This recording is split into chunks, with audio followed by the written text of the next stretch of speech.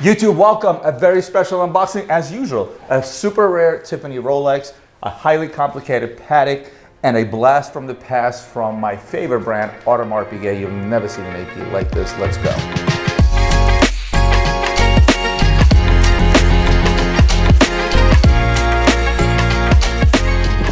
Let's jump right into the unboxing. I got my man Marco here, finally down from Canada. I'm sure he's glad to be here in person. I'm glad to have him in person, besides the fact that it's minus 50,000 degrees where you're from right now. Starting with something like the 50th anniversary Royal Oak Automatic. At the price points that they're trading at now, actually we've seen an uptick in the 50th anniversary market, which may sound a little bit crazy considering most Royal Oaks have been dropping in value, but listen, they just don't make them anymore. The reason there's an uptick is because they're done. I'm gonna go through a couple of Rolexes real quick because we get to the really cool special stuff. Let's talk about this guy. Where's the market been on these guys? I know these guys have stabilized just the same. 126610LV, better known as a Starbucks. I like the nickname Green Hornet. I'm sticking with the Green Hornet. I call it medium iced latte, 2 pumps of cold foam brew. Something. What's that drink you order? So Starbucks, if you're looking at a brand new example, they're still around the 16 to 17 range. So I mean, we're talking about 60%, roughly speaking, over list. I mean, it's still a pretty massive premium. It's almost double this. Right? Yeah, exactly. I mean, unless we're talking margin or we're talking markup. No, I mean like retail is about 10,000. Let's call it maybe a little bit more. $17,000 watch. It's funny how we don't even know the retails of these things anymore because they become so irrelevant. It's really irrelevant, yeah. Speaking of hot pieces, again, all day, every day, GMTs, Batmans, Batgirls, Starbucks, all these things are coming in and out all day, every day. Still trading, still staying pretty hot. Where are these trading at right now? Yeah, we're just talking double list. Pepsi is definitely double list. In the $20,000 to $22,000 range, pending condition. On Oyster bracelet, it can potentially even fetch a little bit more because this is a 2023 example I got from my good client. Shout out to you, you know who you are. So yeah, I mean, is it a phenomenal watch? What can I say? I like to give it time before I commit to saying that, we're kind of stabilizing out, and I feel like we are stabilizing out. It's still trading damn near double list. I predicted a slight raise, and don't quote me on this, guys. I don't say this so you guys to follow suit. I always say buy what you like, and I'm thinking that we're going to see a bit of an increase towards the end of first quarter this year. It's a nice bull-bear dynamic. I like yes, that's me. Speaking of which, these things, as Anna calls them, the Badmintons, also known as the Wimbledons, these things are also kind of trading pretty well, not as much over list, but still over list. So this is a 116 reference, so it's a Datejust 2, not the current production 126 references. These have become really good value. I mean, you can find these in some cases around the 15,000 range. For a two-tone Datejust, it's a lot of watch for the money, right? You're looking at a really, it looks expensive. It's also a 41 millimeter Rolex. Yes, correct. So it's a big watch, it looks expensive, it's two-tone. I mean, it's just a good looking watch. A little while back, when these first came out, I got my wife the slate gray diamond dial 41 millimeter Datejust, and everybody thought she was wearing the President. And I'm gonna go with this guy. I actually know what this is. This is an early post Zenith Daytona from a Rolex, and again, value, right? When it comes to these things now, because they went up like crazy just the same alongside with its ceramic bezel counterparts, and now they've come down in values. I mean, if you talk about their original list, they're trading a triple list, but in a nutshell, around the $20,000 price range, I feel like you can't go wrong with a pickup like this. 116520 black dial. I mean, it's as good as it gets. This was, prior to the ceramic 116 500 LN references being released, this was the Rolex to have, right? It was the only one that traded at a significant premium, the only waitlisted piece. It was the only Rolex that traded at a premium. Yep, it was the only waitlisted piece. I mean, black dial was just, it's just a good looking watch. Over list for Rolex has always been the Daytona, and exclusive to the Daytona, exclusive to the steel Daytona, until the Skydweller came out. And back then, before the hype where everything else went through the roof, I always said that, wow, I think this is going to be the one watch that's going to stand alongside of the steel Daytona, which is the steel Skydweller, to trade over list. Little did I know that everything was going to go over list, which is why I don't like making these predictions. But I'm going to start with the box. And yes, this is a Tiffany box. This is how Tiffany delivered their Rolexes.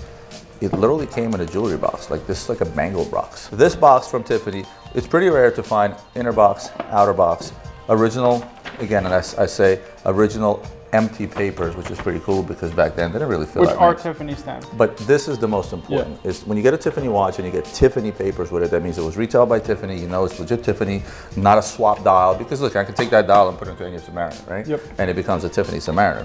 And that's really Is it wrong or right? No, because these dials are swappable, right? Yeah. So a lot of people swap dials, right?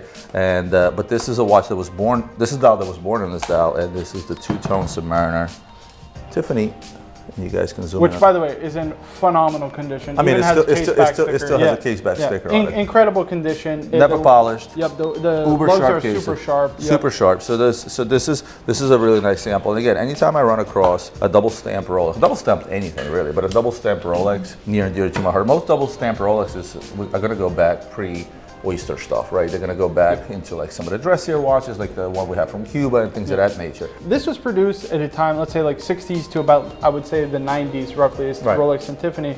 But this was a time when Rolex did not make as many watches as they used to, right? So we're talking about a million watches a year. They were not even making, I would say, 500,000 watches a year at the time. So this was far significant less supply than what it is today. So the amount of watches you can find in good condition, Tiffany stamp, is just, yeah. It's so what I'm going to do, and mind you, going backwards, you also consider that these were mostly tool watches that were inexpensive. People had dials replaced, had them thrown out, given to their kids. It wasn't something that was like a wow, right? People wore the watches. People wore the crap out of them. A lot of them were beat up, and they were just, some of them just disappeared off the market. I want to talk about another time capsule.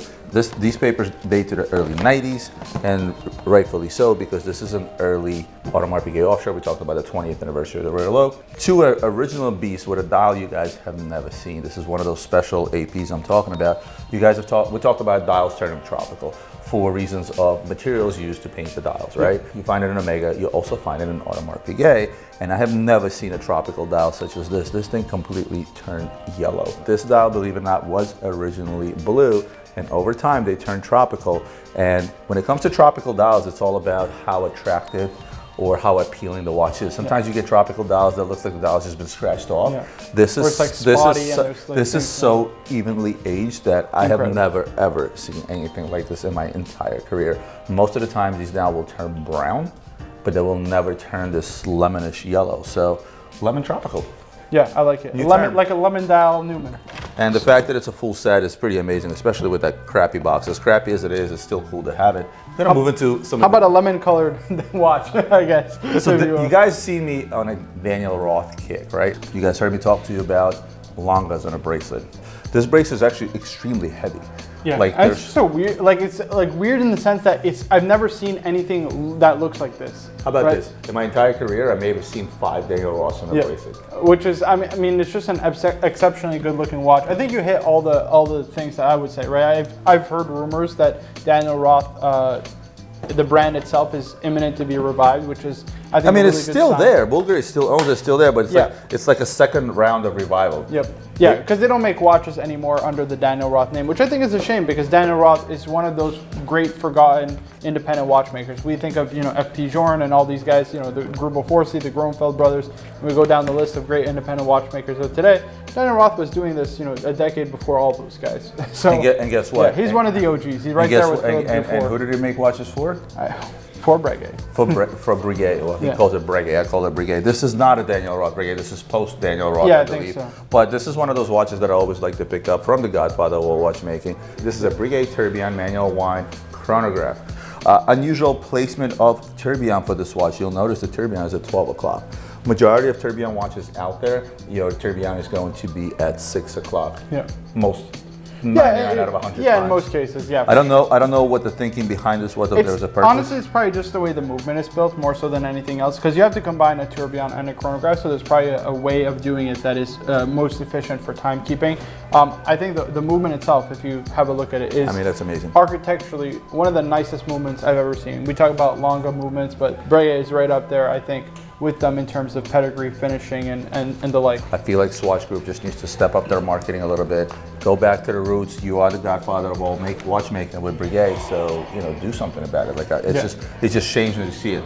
I'm with you. Cartier Collection Privé, you guys love, you see me buy these up day in, day out. I get as many as I can. Collection Privé, the easiest tell is you look at the finishing on the movement. It's sort of engraved with the tiny little Cartier logos. You can see that right away. Yeah. What this is a jump hour, meaning that your hour display is at 12 o'clock, so this will jump every time. The minute hand will go around twice, and it's not a traditional minute hand. Like design-wise, these guys, it's Cartier. They knock it out of the park. You'll notice the hand seemingly is floating around the inner circle. So the minute this thing gets to 6, that hour will jump.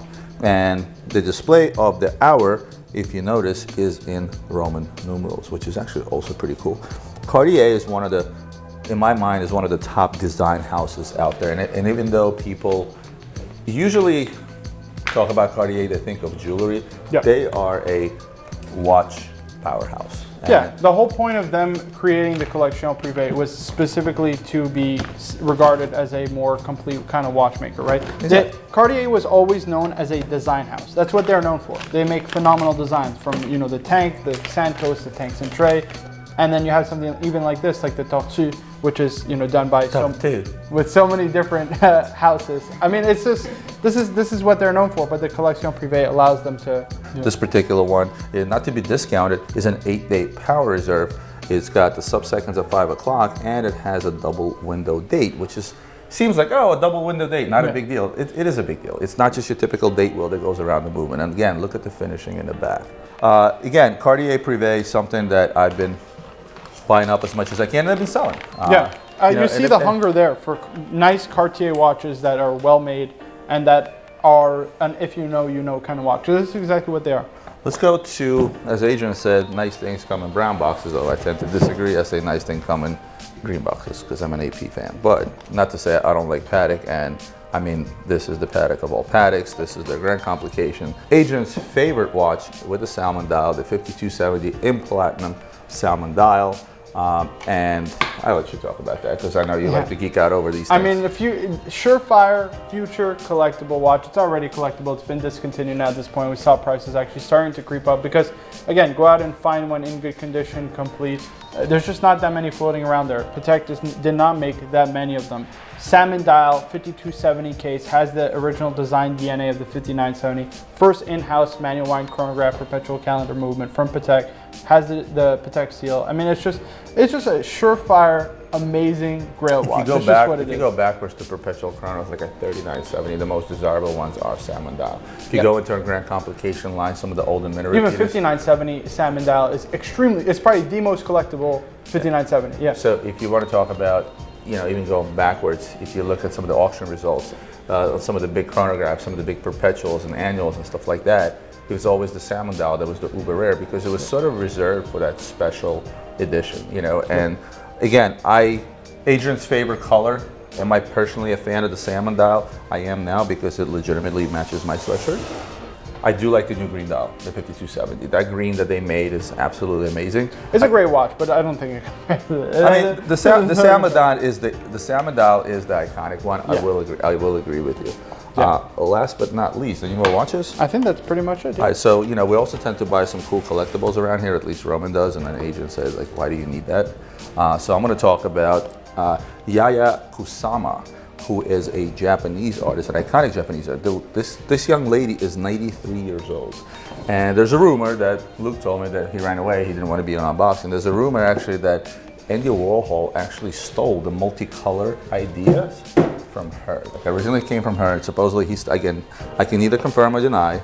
But let's call up Andy Warhol. Yeah. Now, Louis Vuitton is an iconic brand. You guys have seen plenty of Louis Vuitton stuff around my office. I have a lot in my house. I do collect some of the vintage trunks, smaller trunks, bigger trunks. I have steamer trunks. I have closet trunks. I have them all.